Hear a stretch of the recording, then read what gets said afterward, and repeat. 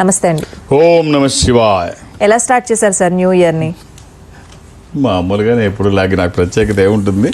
So నేనేం చెప్తాను, కొత్త సంవత్సరం కొత్త టార్గెట్స్ పెట్టుకొని కొత్త ఆశయాలతో అవి సాధించుకోవాలనే సంకల్పంతో, అది దృఢ సంకల్పంగా, అంటే ఒక బర్నింగ్ డిజైర్గా మారి అన్నీ సాధించుకోవాలనుకుంటే కష్టమేమి కాదు. బేసిక్గా మీతో మాట్లాడితే ఒక పాజిటివ్ వైబ్ ఉంటుంది.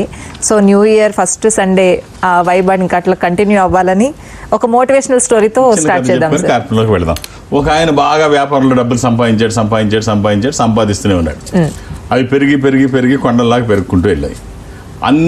అన్ని సుఖాలు డబ్బులోంచి వస్తాయి కదా. ఇంతకుముందు డబ్బు ఉంటే ఏమన్నా అంటే మనీ మేక్స్ మెనీ థింగ్స్, ఇప్పుడు మనీ మేక్స్ ఎనీ థింగ్స్ అయిపోయింది.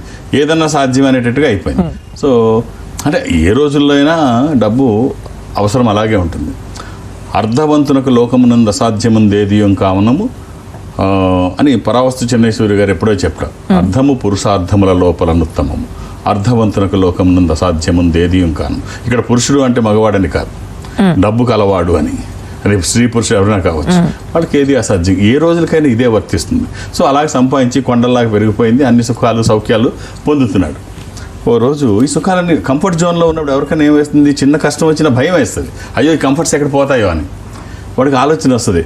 అబ్బా ఇంత డబ్బు సంపాదించాం, ఎన్నాళ్ళు బతుకుతాం, ఎప్పుడోకప్పుడుగో వెళ్ళిపోతాం కదా. వెళ్ళిపోయినప్పుడు ఇంత కష్టం దేనికి? ఈ డబ్బు ఇక్కడ కాకుండా పైన కూడా ఉపయోగపడేటట్టు ఏమైనా ప్లాన్ ఉందా?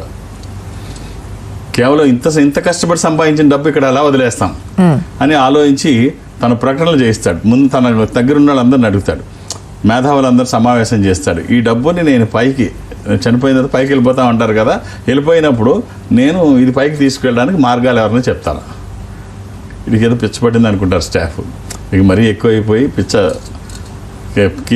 పీక్కి వెళ్ళిపోయింది అని చెప్పేసి అనుకుంటారు. అనుకొని సరే అడిగాడు పెద్దవాడు, మీరు ఎవరి ప్రయత్నాలు చేస్తారు, ఎవరు మరి తోచింది అది చెప్తారు, ఏమీ నిజాలు కాదు. సరే ప్రకటనలు వేయిస్తాడు. ఈ డబ్బు పైకి ఎలా తీసుకువెళ్ళాలి, ఎవరి దగ్గర చిట్కాలు ఏమైనా ఉన్నాయా అని. సరే ఒక పెద్ద ఆయన వస్తాడు. చాలా రోజుల తర్వాత ఇవన్నీ అయిన తర్వాత పెద్ద ఆయన వస్తాడు. నేను చెప్తానంటాడు. సరే చెప్పు, నువ్వు అడిగినంత ఇస్తా. ఈ డబ్బును మేము పైకి తీసుకెళ్ళేటట్టు వాటికి చిట్కా చెప్తే వేస్ట్ అవ్వకుండా నిన్ను అలాగే నువ్వు అడిగినంత ఇస్తాను. సరే అలాగే నేను అడిగిన దానికి ముందు సమాధానం చెప్పాను అంటాడు. ఏమిటి అంటాడు.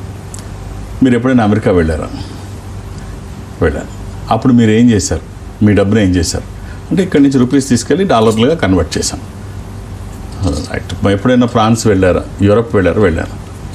అక్కడ ఏం చేశారు? ఈ రూపీస్ని తీసుకెళ్ళి యూరోస్గా కన్వర్ట్ చేశాను. యూకే ఎప్పుడైనా వెళ్ళాం. అక్కడ ఏం చేశారు? ఈ రూపీస్ని తీసుకెళ్ళి పాండ్స్గా కన్వర్ట్ చేశాం. సో అలాగే ఇవి ఎలా అయితే చేశారో ఆ పై దేశానికి ఒక కరెన్సీ ఉంటుంది. ఇక్కడి నుంచి మీరు అన్ని దేశాలకు ఎలాగైతే కరెన్సీ తీసుకెళ్ళి మార్చుకున్నారో ఆ పై తీసుకెళ్ళడానికి ఒక కరెన్సీ ఉంటుంది.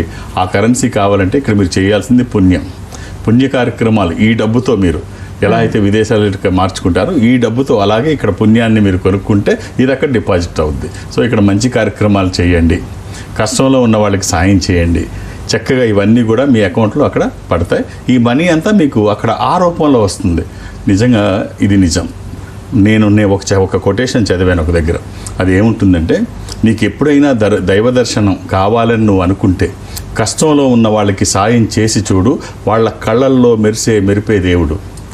సో కాబట్టి సాయం చేయి, దేవుడు అనేక రకాల్లో నీకు అక్కడ సాయం చేస్తాడు.